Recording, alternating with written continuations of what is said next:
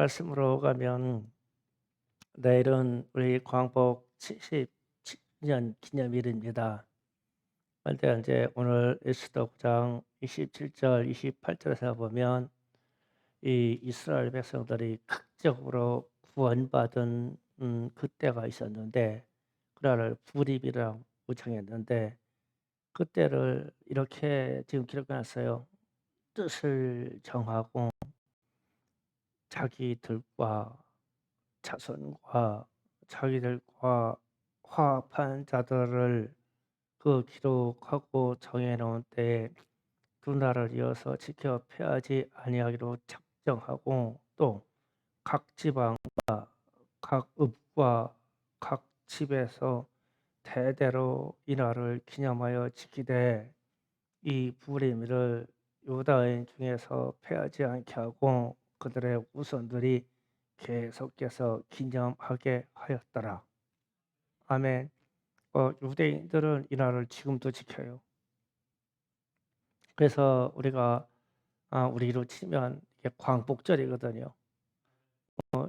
이 포로로 끌려가서 이스라엘 족속들이 바벨론 그 근처에 다 퍼져 살 때에 어떤 음모로 인해서 유대인들은 다 죽여버려라. 그 칙령이 나왔는데 이 칙령이 뒤집혀서 살았거든요. 그래서 그 산 날이 얼마나 이 충격이 크고 기뻤던지 우리나라로 하면 광복절이라 정해 놓고 하여튼 모든 족속 자손부터 막 읍면동까지 각 집까지 이 날을 대대로 지켜라. 그러면 우리로 치면 광복절입니다. 그런데 이제 오늘날 우리 현실을 보면 광복절조차도 슬퍼요.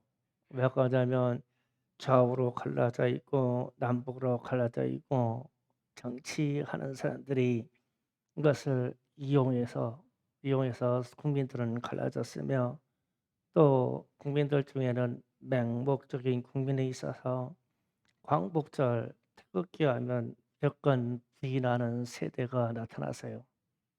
그래서 이게 대대로 지켜서 해야 되는데 한반도에 서서 사는 이 한민족은 화합하는 자들은 이 날을 다 감사하고 지키고 기념해야 돼요. 광복절을요. 우리가 르완다 키갈리 고등학교에 갔더니 그 고등학생들이 이 우리나라 애국가를 4절까지 악보도 없이 완창을 하거든요.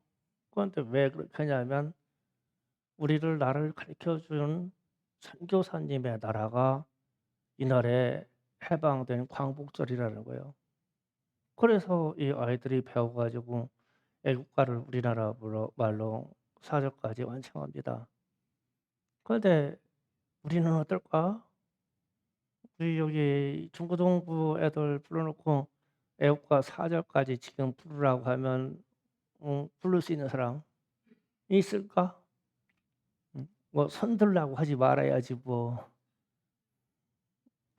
4절까지 완창할 수 있는 사람이 있을까? 어른 중에는 있을까? 예. 할렐루야. 예. 그래서 우리는 어떤가라는 질문을 하면서 광복절을 이해해야 돼요. 그럼 이제 광복절을 이해하려면 우리가 조선 말기로 역사 여행을 좀 떠나야 돼요. 오늘 제가 또 역사 이야기를 할게요. 역사 이야기는 주목해서 잘 들으면 재미가 있고 처음부터 생각하기를 또 그 징그러운 역사 이야기 그러면은 안 들려요. 재미있게 들으셔요. 네. 그러면은 들릴 겁니다. 1850년대 이후로 세계 열강이 한반도와 통상하고자 개국 개항을 요구했습니다. 그러니까 항구를 열어달라는 뜻이에요. 이때 국가정치학은 대원군이라고 하는 고종의 아버지가 세국 정치를 했어요. 그러니까 모든 항구와 통상할 수 있는 모든 통로를 다 막아버렸어요. 그러면서 서양 물물에 대해서, 서양에 대한 기술에 대해서, 서양 사상에 대해서 서양 귀신이다. 그래서 배척했어요. 다 서양 귀신이요. 성경도 서양 귀신이고, 서양에 들어온 나침반도 서양 귀신이고, 서양에서 들어온 그 과학적인 문물들이 다 서양 귀신이요. 우리는 사람이 만들고 새끼 꼬아서 살아야 되는데, 새끼 꼬고 살아야 되는데, 제가 샌프란시스코 금문교회 가니까 그때 금문교가 세대교처럼 바다에 띄웠더라고요. 그런데 그때 당시 만든 거예요. 1900년 초에. 그런데 쇠 와이어로 막 바다를 들어 올렸거든요, 다리를. 그런데 우리는 그때 새끼 꼴 때예요. 이 격차를 이해하지 못해서 다 서양 문물은 서양 귀신이야. 그래서 배척하고 세국 정치를 썼어요. 그러고 나서 스스로 얼마나 용맹하다고 생각했는지, 미국 함대나 영국 함대가 들어오면 영국 함대는 거문도에서 침몰하고 미국 함대는 대동강에서 침몰했어요. 함대들이 물리쳤어요. 그리고 그렇게 했을 때에 우리나라 한반도를 차지하려고 하는 열강들이 있었는데, 그 열강들이 중국, 소련, 미국, 일본이 있었어요. 그런데 이 열강들이 한반도 이 자그마한 나라를 찢어 먹으려고 하는 사자와 같이 덤벼들었어요. 그러니까 이 한반도가 그만한 가치가 있는 땅으로 본 거예요. 그래서 막 뜯어 먹으려고 했어요, 네 마리 사자가. 그래서 여기에서 우리 현대사가 꼬이기 시작합니다. 그리고 나서 우리나라에 1895년에 청일전쟁이 일어납니다. 청일전쟁. 전쟁이라고 하는 거는 일본하고 중국하고 전쟁하려면 일본 땅에서 전쟁을 하든지 아니면 중국 땅에서 전쟁해야 되는데, 우리나라에서 일본하고 청나라가 전쟁한 거예요. 우리나라에서. 이게 청일전쟁이에요. 참 자존심 상하는 얘기죠. 우리 집으로 얘기하면 우리 집에 어떤 집이 부부싸움 하는데 우리 집에 와서 싸워? 어떻게 내쫓아야 되는데 내쫓을 힘이 없는 거야, 이게 우리나라가. 그래서 청일전쟁이 이 땅에서 벌어졌어요. 그런데 문제는 왜 그러냐면 조선은 누가 다스릴까, 이것 때문에 싸운 거예요. 그런데 청나라가 졌죠. 이때 우리나라의 국토의 국경선이, 우리가 지금 호랑이 모양 혹은 토끼 모양이라고 해서 한반도의 그림이 그려져 있는데, 그 위에까지 만주 연변까지 우리의 영토에 있었어요. 그 만주라고 하는 곳에 지금 조선인들이 많은 이유가 그 이유예요. 거기에 다 우리 민족이 살았어요. 그런데 그 영역까지 일본이 승리함으로 일본이 통치하는 것으로 잠정 합의를 봤어요. 이게 청일전쟁입니다. 그리고 나서 1904년에서 1905년 사이에 러일 전쟁이 일어났어요. 그런데 러일 전쟁이 일어났는데, 이것도 러시아하고 일본하고 전쟁하려면 러시아 땅에서 싸우든지 일본 땅에서 싸워야 되는데, 우리나라 땅에서 또 와가지고 싸우는 거예요. 그 부싸움을 하는데 이렇게 싸우는 거야. 그래서 우리는 이들을 내쫓아야 할 제지할 만한 힘이 없었어요. 그런데 이때 아이러한 이야기 나와요. 일본이 러시아하고 싸우려고 하니까 힘이 붙이고 자기네 피해가 많아요, 러시아가 강해서. 그래서 한 말이 38선, 지금 제가 38선이라는 말이 그때 처음 나옵니다. 이게 나중에 나온 이야기. 그때 나왔을 때 일본이 러시아에게 제의를 합니다. 이 38선을 기준으로 해서 우리는 러시아 너들이 차지하고 남쪽은 일본이 차지하자. 이렇게 일본이 제의를 했어요. 이때 38선 이야기가 처음 나옵니다. 그런데 러시아가 일본보다 훨씬 강하다고 생각하기 때문에 이걸 거부했어요.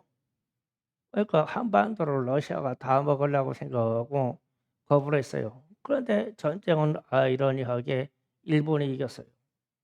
일본이 이겼어요. 그 1905 년. 그러면은 1905년 하면 생각나는 게 을사조약입니다. 러시아하고 러일 전쟁에서 일본이 이긴 후에 곧바로 우리나라에 있는 모든 외교권을 동시에 1905 년에 박탈했어요. 이 연도가 똑같죠? 날짜도 비슷해요. 왜 그러냐면 조선이 이 나라가 일본이 자꾸 침범하려고 한다는 징조를 깨닫고 러시아를 불러들인 거예요. 외교로. 그런데 이때 러시아가 일본을 이겼다고 하면 우리나라는 그때 당시 100% 공산화됐습니다. 1905 년도에. 그런데 어쩌면 하나님의 역사로 말미암아 자유주의 진영을 시켜주려고 그런지는 몰라도 어쨌든 일본이 이겼어요. 그래서 이제 러시아가 물러갔죠. 그래 가지고 우리나라는 일본의 외교권을 박탈당했어요. 그래서 우리의 헌법과 모든 외교나 이런 것이 전 세계 국가 국제사회에 일본이 외교를 대행하는 사건이 생겨버린 거예요. 이게 을사조약이다, 늑약이다 이렇게 말해요. 그리고 나서 5년 후에 한일 합방이 일어나죠. 1910년에 경술국지라고 해가지고 한일 합방이 일어납니다. 이후 36년간 일본이 한국 이 조선반도를 다스리게 된 거예요. 모든 주권을 잃었어요. 한번 제가 이 제헌절날 설교한 내용이 있어요. 우리의 헌법을 잃어버렸어요. 뺏겼어요. 그래서 한민족에게는 영토와 백성은 있으되 통치권 아닌 헌법이 없어요. 그래서 일본 헌법으로 우리를 다스린 거예요. 이게 식민 통치입니다. 그래서 많은 착취를 당했고 우리가 억울한 것을 당했고 국제사회에 아무리 조선은 독립국가다 얘기해도 어떤 유엔이고 미국이고 어느 나라도 안 들어줘요. 이 조약이라는 것 때문에 그래요. 국가 간의 조약 이게 엄청난 일입니다. 이게 조약. 그래서 우리나라는 일본에 빼앗겼죠. 그리고 나서 이제 격동에 1945년이 다가옵니다. 36년이 지난 1945년 8월 6일 날 히로시마에 원자 폭탄이 떨어져서 히로시마와 더불어 일본에 아주 박살났죠. 이때. 그때에 왜 일본이 이 일을 했냐면 일본은 제국 확장하려고 감히 미국의 본토인 하와이 진주만 공격을 했어요. 1945년도에 진주만 공격을 했는데 미국은 이때에 일본하고 싸울 여력이 없어요. 왜냐하면 유럽의 2차 대전 때문에 독일, 프랑스 이쪽에 2차 대전 때문에 그쪽에다 힘을 써야 되는데 난데없이 옆구리에서 살고 있는 일본이 진주만을 치고 들어온 거예요. 그런데 이때에 미국이 자존심을 상해 가지고 얼마나 대노했냐면 일본에게 뭐라고 얘기했냐면 "너희가 무조건 항복하지 아니하면 대재앙이 임할 것이다."라고 선전포고를 했어요. 그런데 이때 일본은 이 말이 무슨 말인지 몰랐어. 원자폭탄이 있는 줄 몰랐기 때문에. 그랬는데 일본이 항복을 하지 않고 진주만에서 일본 군대를 빼지 않고 자꾸 미국 본토로 들어오려고 또 작전을 짜는 거예요. 그래서 대체형 원자폭탄을 갖다가 떨어뜨린 거예요, 일본에. 그래 가지고 놀라 가지고 막 화들짝 놀라서 항복을 했죠. 그 항복 선언한 날이 8월 15 일이에요. 8월 15 일이고 항복 서약 2장을 찍은 것은 9월 22 일인가 그래요. 그러면 실제로 항복 도장 찍은 날은 한 달 후입니다. 그런데 일본 천황이 라디오로 "우리는 모든 전쟁에서 완전히 패한 것을 인정하고 모든 점령 국가에서 철수합니다."라고 라디오로 천황이 발표한 날이 8월 15일 이에요.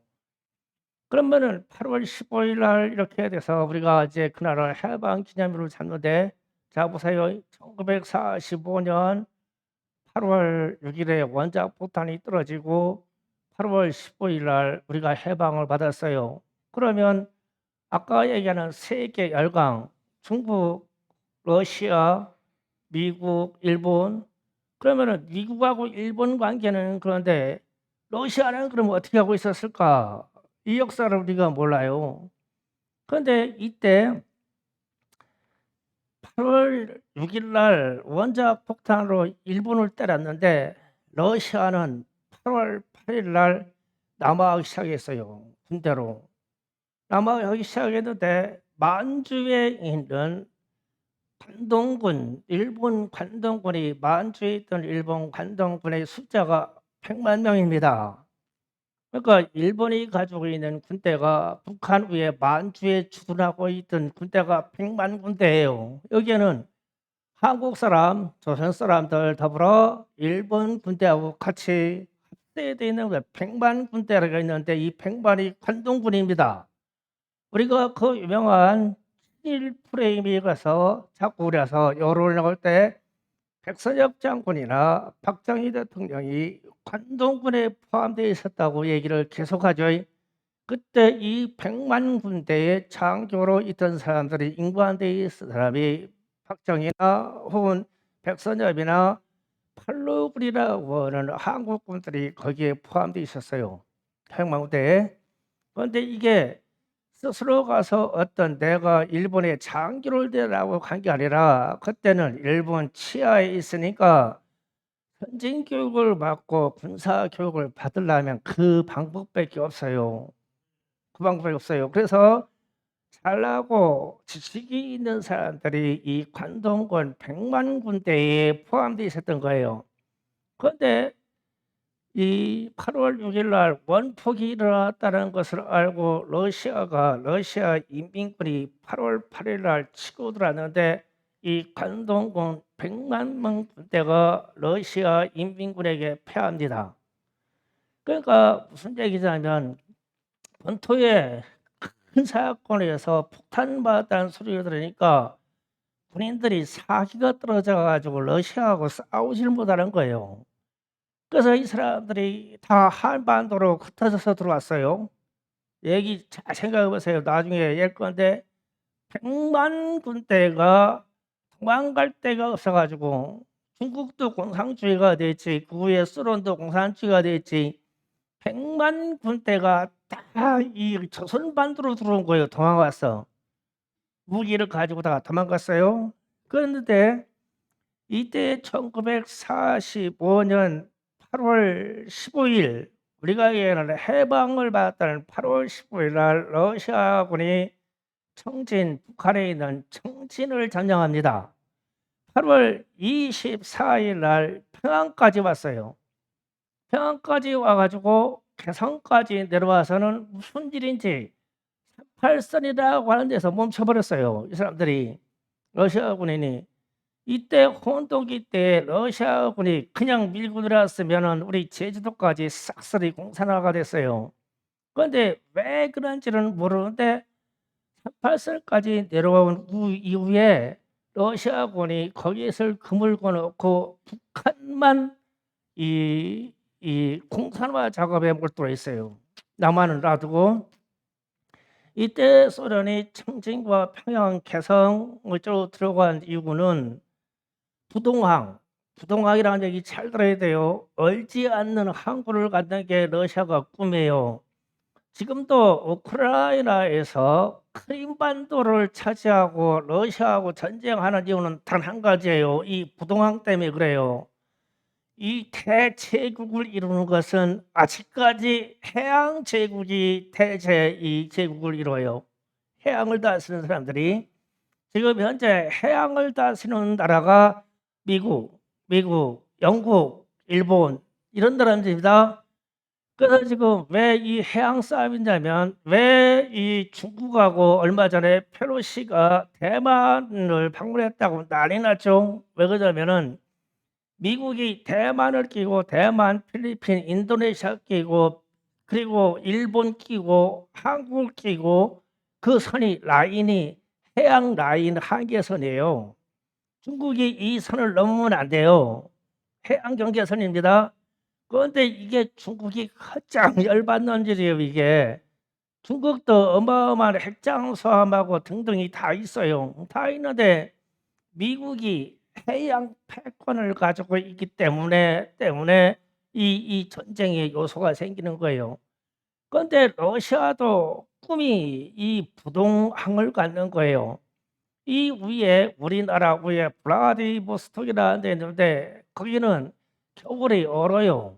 늦가을부터 초봄까지 얼어요. 여름만 개항이 되는 곳입니다. 그런데 거기서 그러면 겨울에 전쟁이 일어나면 러시아가 꼼짝 못하는 거예요. 그래서 얼지 않는 항구 청진, 함경도에 있는 청진을 찾으려고 거기를 들어온 거예요. 그래서 꿈의 부동산을 가졌지 부동항을 가졌다고 무진초한 거 청진을 차지하고 그리고 나서 유럽 쪽에서는 지금 크림반도 흑해에 있는 쪽에 크림반도를 차지하려고 하는 이유가 그거예요. 그래서 흑해 함대라는 얘기를 들어봤을 거예요. 흑해 함대가 거기서 운영이 돼요. 왜 그러냐면은 유럽 쪽으로는 필리핀, 핀란드, 노르웨이, 덴마크, 그 이어서 프랑스 이어지는 이 라인은 모두 다 서구적인 나라들이 차지하고 있어서 그 해양을 러시아가 못 넘어가요. 그래서 유럽 쪽에서 러시아가 해양으로 나올 수 있는 방법은 크림반도밖에 없어요. 크림반도. 이거만 튀어 있어요. 그래서 거길 차지하려고 그래요. 그런데 동쪽으로 와서 우리나라 동쪽으로 와서는 한반도로 내려와야 이 청진, 그다음에 우리가 지금 삼척, 그다음에 고성 이쪽으로 해서 그다음에 부산까지 이 항구가 부동항이기 때문에 얼지 않는 항구이기 때문에 그걸 그렇게 차지하려고 내려온 거예요. 이게 내려와서 막 원자 폭탄이 터져가지고 일본이 지금 난리고 그다음에 미국이 일본의 항복을 받고 그런데 이때가 호세에 막 밀고 내려온 거예요. 밀고 나가지고 북한을 딱 차지했죠. 근데 이때가 8월 22일입니다. 그러니까 우리나라의 근대사가 막 전환되고 뒤집히는 것은 1945년에 다 일어나요. 45년에 그 해에 다 일어납니다. 그리고 와서 1945년 12월 28일 우리 학생들 잘 들어놔야 돼요. 모스크바에서 삼국 외상회의가 열려요. 외상회의가 뭐냐면 외무장관 회의입니다. 모스크바 삼상회의라고 그래요. 이거 저 역사 시험 나올 때 꼭 나오는 거야. 이거는 꼭 나와. 근데 이때 영국과 미국을 한 나라로 보고 중국이 한 나라로 보고 소련을 한 나라로 봐서 나라는 미국, 영국, 소련, 중국이 들어왔는데 외상은 셋만 들어왔어요. 왜 그러냐면 미국과 영국은 한 나라로 봤어요. 서방. 그렇게 해가지고 이 삼상회상에 들어와서 한반도의 통치 방안에 대해서 회의를 합니다. 그래서 이때 나온 말이 신탁통치예요. 신탁통치. 1945년 12월 28일 신탁통치라는 말이 여기서 나와요. 그 얘기가 뭐냐면 이런 얘기예요. 조선반도는 일본으로부터 해방되었을 때 조선은 독립할 능력이 없으므로 잘 들으세요. 독립할 능력이 없으므로 앞으로 5년간 군정을 대신하여 통치하고 일본의 잔재를 무장 해제하도록 한다 그랬어요. 그러면 일본의 잔재 무장 해제가 뭐냐면 관동공 100만 군대예요.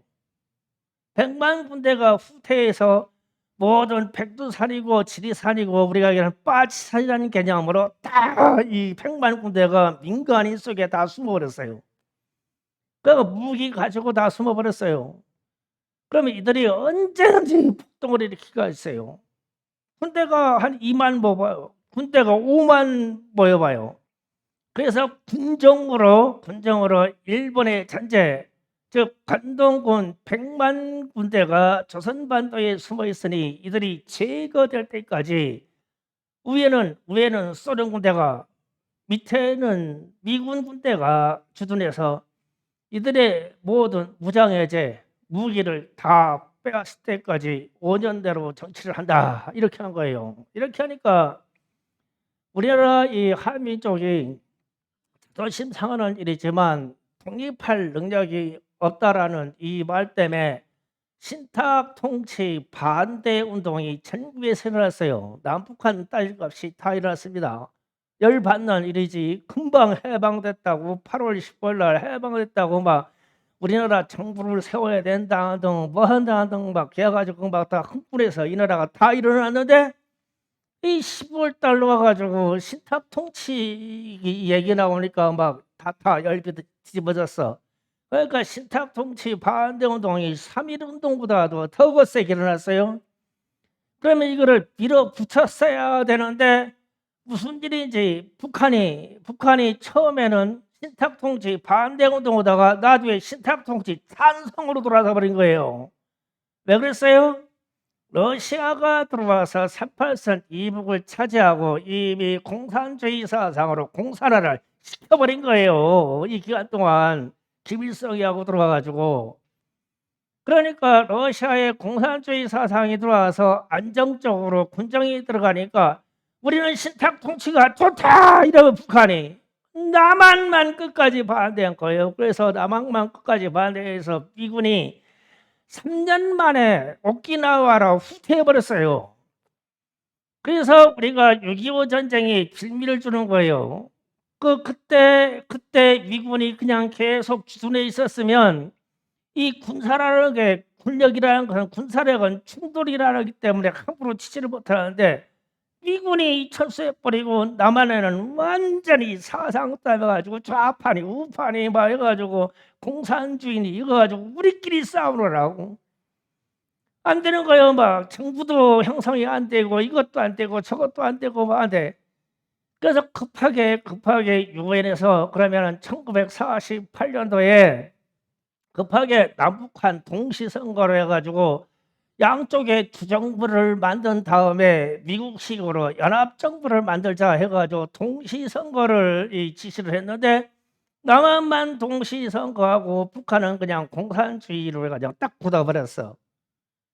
그래서 남한만 선거해가지고 국가가 이루어진 거예요. 이게 1948년 8월 15일 얘기예요.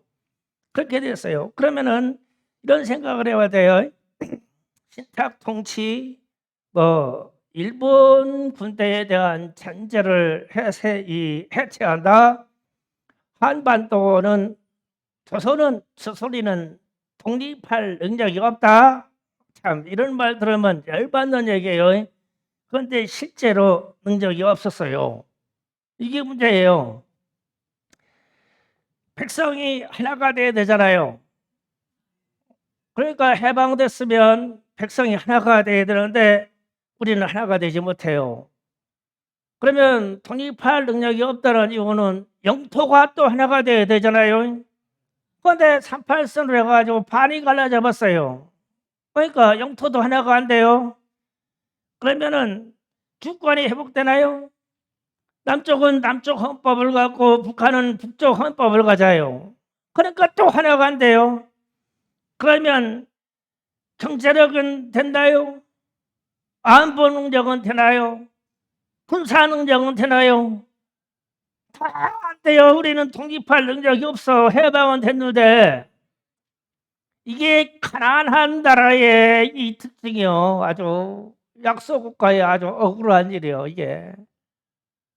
그러니까 지식인들은 지식인대로 복장 터질 일이고 우리 국민은 국민대로 복장 터질 일이요. 이 구성력도 안 되고 이 민족이 하나로 구성력도 안 되고 싸우다니 싸울 무기도 없고 국토도 하나도 아니고 또 거기에 민주주의 자유주의 별의별 사상이 다 돌아가지고 국민이 갈기갈기 다 찢어져 버렸어. 그래서 우여곡절로 해가지고 나라를 세워왔는데 폼만 나라지 능력이 있냐고. 그래서 1948년 8월 15일 날 우리는 독립선언을 하고 우리나라에 이제 이 대한민국 정부 수립을 선언하고 딱 들어가는데 대한민국 정부 수립 이렇게 들어갔는데 제가 우리나라가 대한민국 정부 수립할 능력이 없다는 것을 미국 가서 봤어요. 미국 가서 하와이하고 미국의 샌프란시스코에 갔는데 한인식당에 갔는데 한인식당에 대한민국 독립을 위하여 수고한 사람들 사진하고 그 행적들이 식당벽에 쭉 붙어 있는데 거기 이승만, 이 누구 이렇게 해가지고 몇몇의 사진이 있는데 이 사람들이 거기에 대한민국 독립을 위하여 공여한 것에 대해서 보면 대한민국 정부 수립을 위하여 정치 자금을 보냈더라. 5만 달러, 10만 달러 이런 얘기가 써 있었어요. 그래서 내가 그걸 딱 읽는 동안 그러면 그때 우리나라는 정부 수립을 하는데 돈도 없었네. 국회의원 월급 줄 돈도 없었네. 국회라고 행사를 하니까 행사비도 없었네. 대통령이 선출해서 대통령 집무실로 들어가는데 이사 비용도 없었네. 없었어. 아무것도 없을 때가 일본이 다 가져가서. 그런데 거기 가지고 폰만 대한민국 정부 수립이라고 막 백성들 동해가지고 막 만세운동만 해야 돼가지고 밑에 보면 다 깡통이 아무것도 없어. 그래가지고 미주에 있는 부자들이 거기에서 이 경제를 일으키는 사람들이 자기 자산을 막 모아가지고 대한민국 정부에다가 막 쏟아 부어준 거야. 그게 우리는 전 국민이 세금 낼 능력이 없어. 그때 아무것도 없어가지고 세금이 뭐야. 세금 막 다 굶어 죽게 해결돼. 그러면 정부가 돌아가야 되는데 국회가 돌아가야 되고 공무원들이 돌아가야 되는데 일본 방식으로 다 착취만 하고 막 뜯어먹으려고 그러지. 국가에다가 세금을 내서 국가가 돌아가게 해주냐고. 그리고 부자들은 그때 당시 부자들은 당연히 친일이지. 땅 가진 사람은 일본에다가 아부하지 않고는 땅을 가질 수가 없잖아. 그러면은 이 사람들은 모국이 일본이야. 일본. 그러니까 우리가 얘기하는 지금 한백교에서 얘기하는 친일이라고 하는 게 그거든. 그러니까 모국이 일본이니까 한국 정부에다가 세금을 낼 일이 없잖아. 이중성이지. 그러니까 지금 민주당 정부에서 막 친일 그런만 일을 가는 게 그거예요. 안 내놓으니까. 그러한 어려움 중에서 대한민국 정부가 이 발족을 한 거예요. 그런데 그러면은 중국이나 소련에 있던 이런 사람들은 어디를 밀었냐는 거야. 뭐 돈을 어디를 밀었냐. 북한을 밀었잖아. 다 북한을 자본을. 중국하고 소련에는 러시아에는 부자들이 없었냐고. 한인 부자들이. 이들은 다 북한 김일성이다 하면은데 우리는 우리 정부를 밀어줄 만한 이 자산가들이 이 땅에 없어. 친일한 사람들은 다 자산을 훔쳐지고 있고 일본에다 옮겨버리고. 그런데 우리는 이 정부가 샀어. 아무것도 없어. 다 이게 미국에서 건던 거야. 그래서 이승만이가 대통령이 되는 거예요. 그런데 지금 우리나라는 뭐 이승만 박정희면은 천하의 역적이지. 역적이야. 정신 바짝 된다고 내가 미국 가가지고 그거 봤는데 막 심장이 막 벌렁벌렁거려. 이야, 이 우리나라 초기 나라가 수립됐을 때, 정부 수립이 됐을 때 미국에 있는 한인들이, 멕시코에 있는 한인들이 이상주라고 하는 사람 이야기가 미국에 갔는데 이 사람이 가난해가지고 이 하와이에 밀항을 해가지고 소련이 밀항해가지고 나이 30에 돼가지고 캘리포니아 샌프란시스코에 왔는데 가난을 벗어날 길이 없어. 이 청년이 무진 똑똑한데 가난을 벗어날 길이 없어. 안 해본 일이 없어. 그래서 미국 샌프란시스코에 있는 은행장을 찾아서 나를 대출을 좀 해주시오. 내가 여기에서 경제를 이렇게 되겠다고. 그러니까 당연히 거부하지. 보증을 사줄 사람이 있어. 누가 신원 보증해 줄 사람이 있어. 담보로 그런 재산이 있어. 그래서 계속 찾아가는 거야, 이 사람이. 나에게 대출만 해주면은 내가 이 경제를 일으켜서 부자가 돼서 사업을 성공시키느라고. 나는 한인이다. 그러니 은행장이 이 서류를 보증서류를 가져왔는데 내 세를 끄있냐고 다시 자기 홀몸인데, 그래가지고 마지막으로 찾아가가지고 내가 은행장 당신에게 보증할 게 있어. 그러면서 두 손바닥을 보여줍니다. 손바닥. 은행장이 이 손바닥을 보고 나이 30먹은 청년의 손바닥을 보고 이 사람에게 대출해줘요. 이 손바닥이 어떻겠어요? 때때로 가지고 사탕국수 그 농장에서, 바나나 농장에서, 그 다음에 선인장을 거두는 농장에서 이 멕시코라고 하는 애니깽이라고 하는 우리 한국인들 얘기가, 우리라고 하면 알로에 가시박인 알로에 선인장을 거두는 직업이 있었어요. 그러니까 이 손바닥이 터지고 뭉치고 터지고 뭉쳐서 이 손바닥이 완전히 쇠가죽처럼 되는 거예요. 나는 내 손에 있는 보증이 이거다. 난 이렇게 일했다 이거요. 이렇게 일했다. 돈 좀 빌려달라고. 그래서 은행장이 자기 이름으로 보증해가지고 이 사람을 대출해 줍니다. 그래가지고 캘리포니아에서 어마어마한 농장을 일으키죠. 쌀 생산 왕 됩니다. 쌀 생산 왕. 캘리포니아 무슨 저기 논이, 우리 논 이거만한 것처럼 서산 12만원이에요. 논 한 구간이. 그런 돈을 임대를 해요. 그 돈으로. 그래서 거기서 쌀 생산하는데 이 사람이 쌀 생산 왕이 돼요. 그때 당시. 그런데 이 사람이 나중에 거부가 돼서 그 돈을 먹으러가지고 우리나라 우리나라 이 대한민국 수입이 됐대. 거기다가 돈 다 보내요. 땅 팔아서. 그렇게 해서 대한민국이 수입됐어요. 이 8월 15일이라는 게. 그런데 제가 네이버에 광복절은 어떻게 기록됐나 한번 찾아봤어요. 그랬더니 잘 들어보세요. 광복절은 일본으로부터 해방된 것을 기념하고, 참 여기까지 말 좋아요. 기념하고 임시정부의 법통을 계승한 대한민국 정부를 수립을 축하하는 날이다. 그랬어요. 그런데 제가 우리 근대사를 아무리 봐도 제 주관적인지는 몰라도 임시정부의 법통을 계승한 바가 없어요. 계승했으면 남북이 어떻게 찢어집니까? 공산주의 국가 러시아 중국에서 임시정부 하니까 공산주의 사상을 배워가지고 그 사상으로 북한으로 갔지. 임시정부가. 남한을 언제 왔냐고. 그러면 대한민국에 있는 광복절을 임시정부의 법통을 계승한 자라고 하면 어떤 놈들이야? 계승된 바가 없어. 우리는 역사에서 우리에게 들어온 바가 있냐고. 사실대로.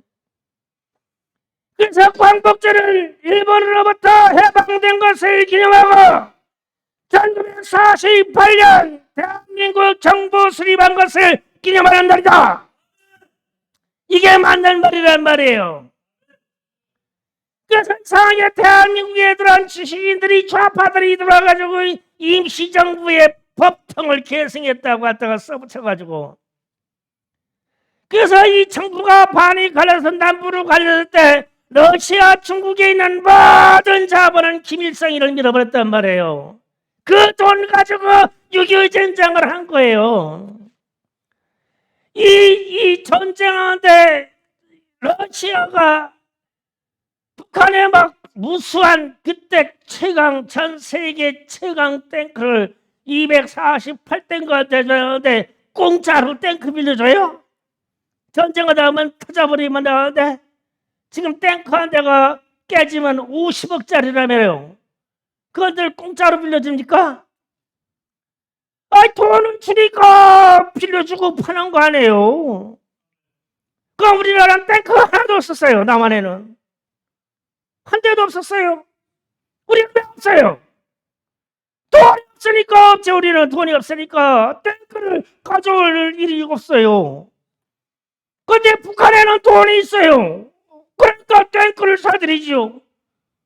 실탄도 사드리고 신형통도 사드리고.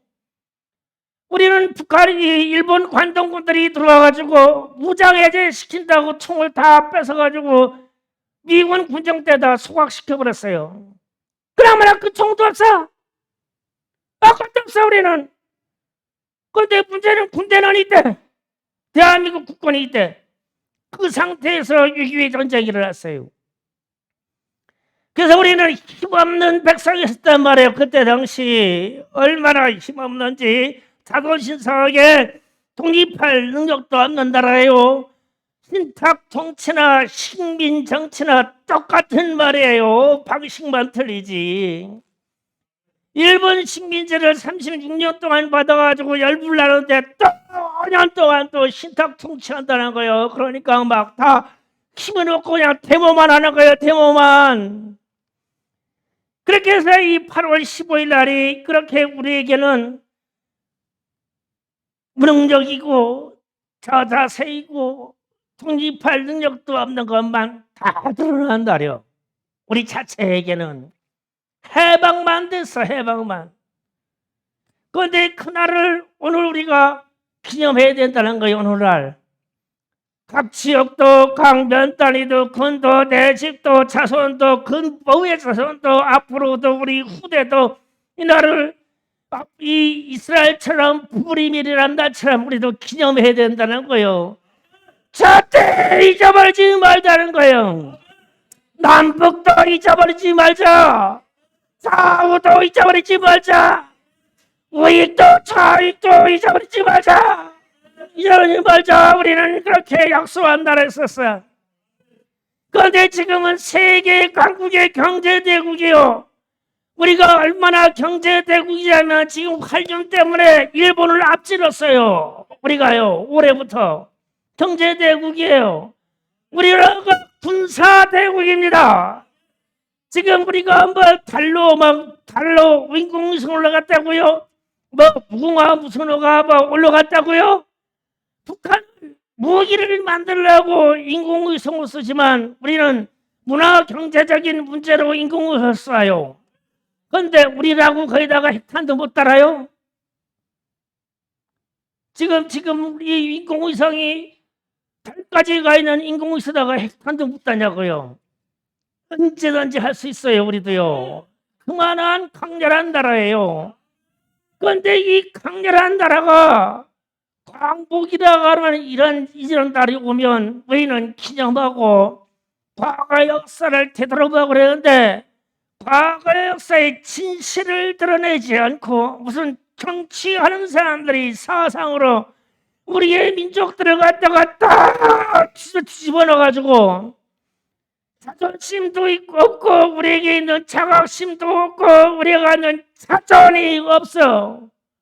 일본은 또 해방됐다는 이 자존이 없어. 그래서 제가 앞으로 제가 10년 사역하려나 어디 나는 근대사의 역사를 반드시 난 설교할 것이다. 아주 열불 터져서 그러는 거예요. 우리 생각이 뺏겨가지고 그 근대사의 역사 좀 알고 보면 깨달을 텐데 우리 아이들에게 국사 공부를 시키지 않지. 공무원 시험 보는데 국사 부분을 축소시키죠.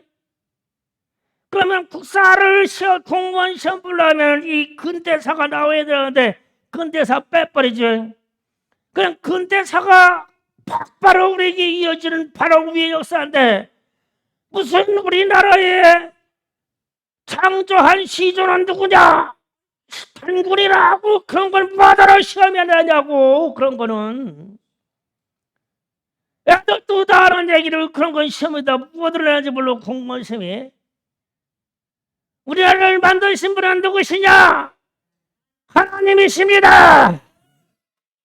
틀리고 그냥 공무원 떨어져 하나님이라고 쓰고 그게 낫지. 그만한 자존이 있어야 될 거 아니야. 하나님이 우리를 만드셨다고. 하나님이 모아서 우리나라 만세 이렇게 쓰란 말이에요. 그리고 그냥 공무원 시험, 선생님 시험 다 떨어져. 그리고 근대 살 만큼은 분명히 있어야지. 그런 자존이 있어야 회복돼야 된다. 그런데 이제 이게 문제가 되는 것은 이 식민사관이라는 거예요. 우리의 사상, 식민사관.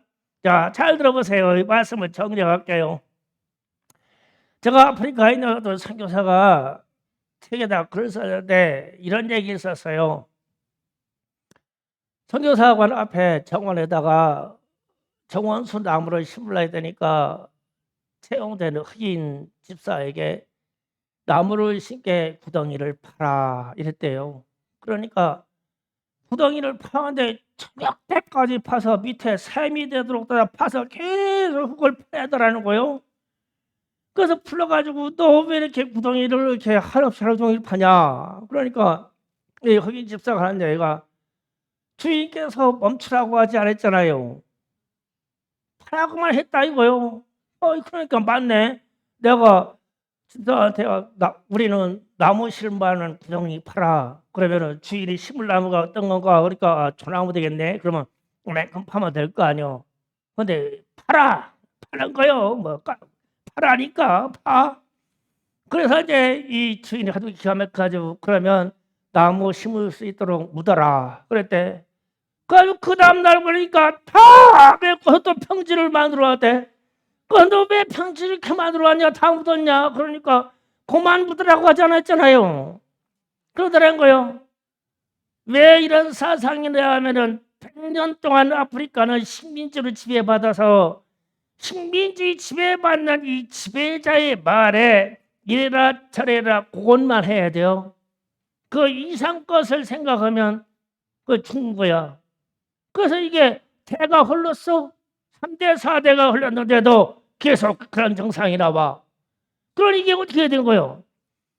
제가 이번에 이 선교여행 가면서 에티오피아 항공에 갔는데 피자헛, 에티오피아에서 들으면 안 되는데 피자헛 그 영업하는 그 가게에 들어갔는데 앉아가지고 이만 탁자 앉아가지고 힘이 들어가지고 팔좀 이렇게 길러니까 이 탁자가 막 불렁 오는 거야. 깜짝 놀래가지고 밑에를 이렇게 따라보니까 밑에 보도블이 볼트로 4개를 채워야 되는데 3개가 빠져나가서 1개밖에 없어. 그런데 직원들이 주인이 고치는 바가 없으니까 그냥 이렇게 싹 올라가고 모양을 그대로 만들어 놓는 거예요. 그리고 영업해요. 아무 상관없어. 그래가지고 이제 이쪽 커피숍에 갔는데 벽 쪽에 의자가 쳐놓고 있는데 사람들이 그때 많이 들어와서 그 의자 끌어다가 앉으려고 그러니까 불렁 하는 거예요. 한쪽 다리가 이만큼 잘라서 없어.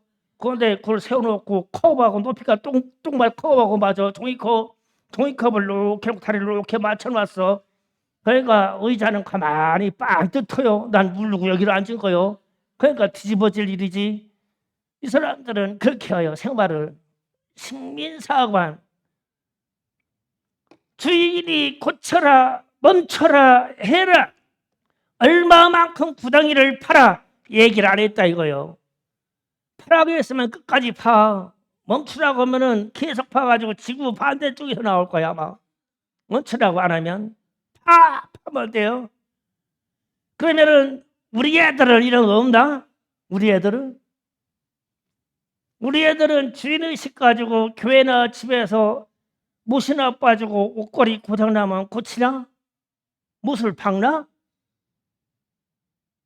엄마 부르지, 아빠 부르지.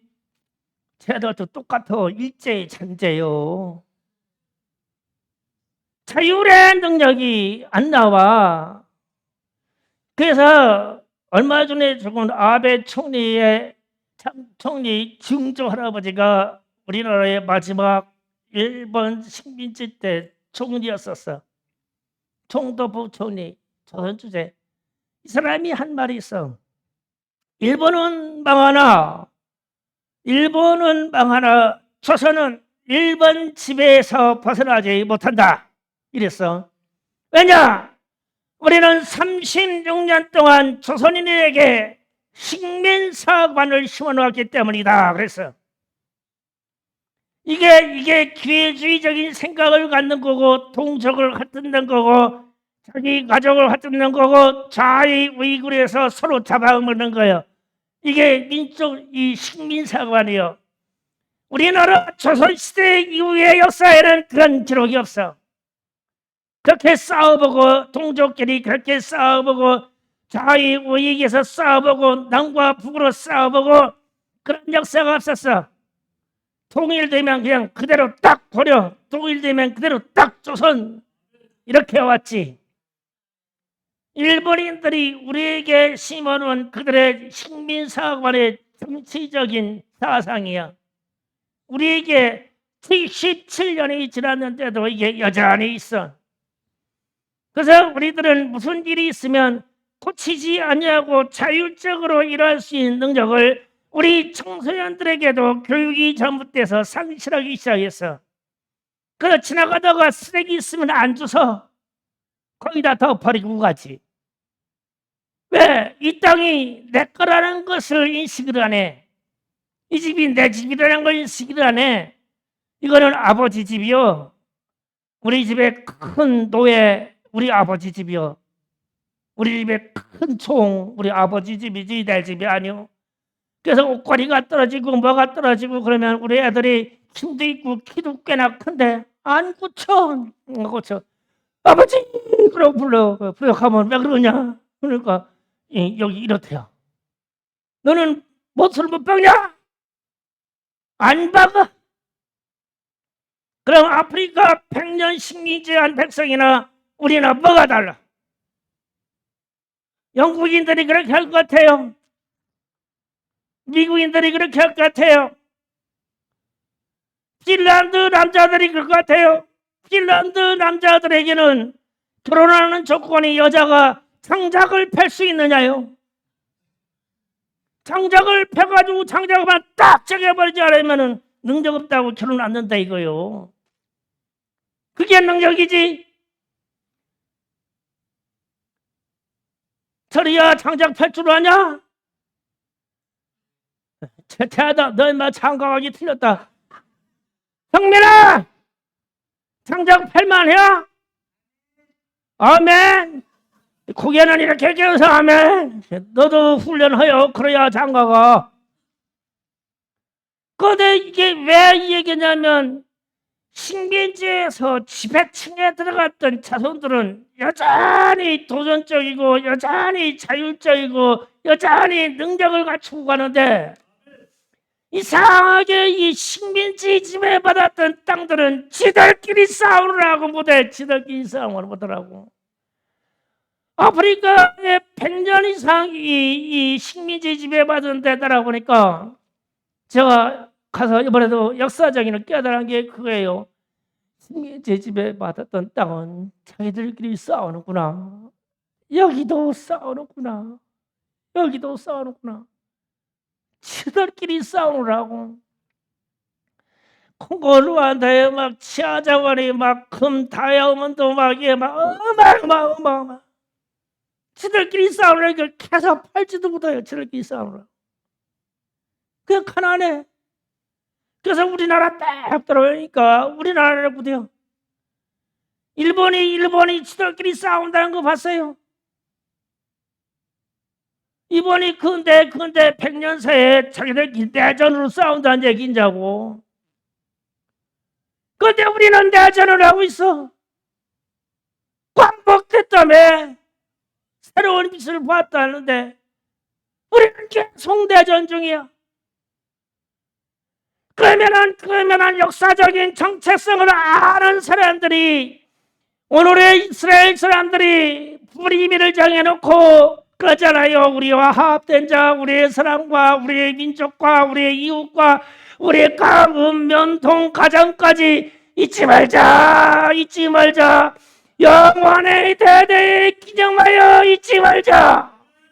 성경에다 기록해놓고 지금까지 지키잖아요, 이들이. 그런데 우리는 이 광복절조차도 와가 그렇게 말이 많고 기념하자고 하면은 저거는 특기부대요, 저거는 우파요, 막 별 얘기도 안 들어. 하나가 안 돼요, 이게.